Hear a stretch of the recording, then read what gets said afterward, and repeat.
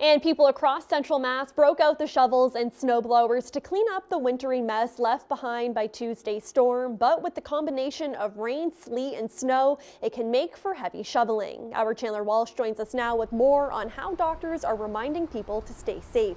Chandler. Olivia, the snow is heavy and firm enough for me to easily stand on this snow mound here. And while the snow may be good for a snowball fight, it could also be tough on the body.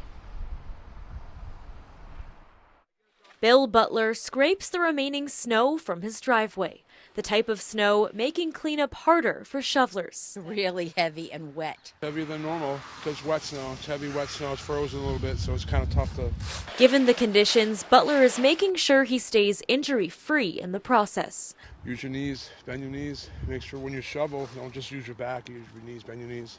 UMass Memorial Medical Center emergency physician John Broach says this type of snow can cause lower back injuries and joint fractures. Just today in the emergency department, we've already seen people with broken ankles, broken wrists. Haven't seen any low back injuries from the snow shoveling yet, but I'm sure as people start to get out and shovel more that we may unfortunately see some of those as well. Broach says it's important to take small shovelfuls of snow and avoid lifting with the back and overexerting yourself. If you're out for a while, if you have a long driveway, or if you're not in the best of shape, that you take it easy and go slowly. Betty Padden was out shoveling Wednesday, but the work started last night.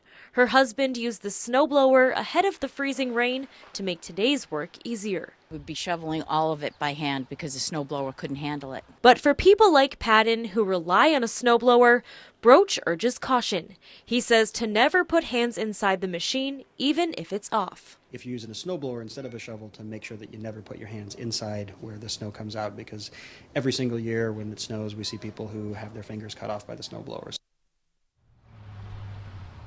Of course, based on the slush, the snow is starting to melt, but if you do still have some shoveling to do, Broach says to take breaks every 10 to 15 minutes. He says this is especially important because when it's cold outside, you use up more energy than you think. Live in Worcester, Chandler Walsh, Worcester News Tonight.